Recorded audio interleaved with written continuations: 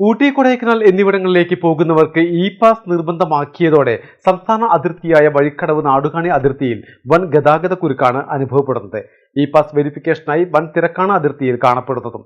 Tourist വാഹനങ്ങൾക്കും വാണിജ്യ വാഹനങ്ങൾക്കും ഇ-പാസ് നിർബന്ധമാണ്.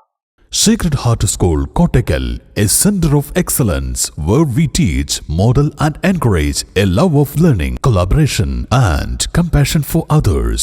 ഊട്ടി, കൊടൈക്കനാൽ ഭാഗത്തേക്കുള്ള സഞ്ചാരികൾക്ക് ഇ-പാസ് വേണമെന്ന ചെന്നൈ ഹൈക്കോടതി ഉത്തരവ് കേരളത്തിൽ നിന്നടക്കമുള്ള വിനോദസഞ്ചാരികൾക്ക് തിരിച്ചടിയായി മാറിക്കഴിഞ്ഞു. ജൂൺ 30 വരെയാണ് സഞ്ചാരികൾക്ക് ഇ-പാസ് വഴി നിയന്ത്രണം ഏർപ്പെടുത്തിയിരിക്കുന്നത്. ഊട്ടി, കൊടൈക്കനാൽ തുടങ്ങിയ പ്രധാന മേഖലയിൽ സഞ്ചാരികളുടെ തിരക്കു കാരണം നാട്ടുകാരുടെ സ്വൈരജീവിതം തടസ്സപ്പെടുന്നുവെന്ന പരാതിയുടെ അടിസ്ഥാനത്തിൽ നൽകിയ പൊതുതാൽപര്യ ഹർജിയാണ് ചെന്നൈ ഹൈക്കോടതി പരിഗണിച്ചത്. പ്രതിദിനം 2000 വാഹനങ്ങൾ ഊട്ടിയിൽ വന്നിരുന്ന സ്ഥാനത്ത് നിലവിൽ 20,000 വാഹനത്തിലധികമാണ് ദിവസവും എത്തുന്നതെന്നാണ് കണക്ക്. ഇത് ഊട്ടിയുടെ പരിസ്ഥിതിയെ പ്രതികൂലമായി ബാധിക്കുമെന്നാണ് കോടതി നിരീക്ഷിച്ചത്. ഇതോടെ കൊച്ചി മുതൽ മലബാർ മേഖലയിൽ നിന്നുള്ളവരടക്കം ആയിരങ്ങളാണ് ദിനംപ്രതി ഓരോ സീസണിലും ഊട്ടിയിലെത്തുന്നത്. ഇ-പാസ് നിർബന്ധമാക്കിയതോടെ സംസ്ഥാന അതിർത്തിയായ വഴിക്കടവ് നാടുകാണി അതിർത്തിയിൽ വൻ ഗതാഗത കുരുക്കാണ് ആദ്യ ദിവസം തന്നെ പ്രകടമായത്. ടൂറിസ്റ്റ് വാഹനങ്ങൾക്കും വാണിജ്യ വാഹനങ്ങൾക്കും ഇ-പാസ് നിർബന്ധമാക്കിയതോടെ ഇ-പാസ് വെരിഫിക്കേഷനായാണ് തിരക്ക് അനുഭവപ്പെടുന്നത്. മലബാർ ടൈംസ്, നിലമ്പൂർ.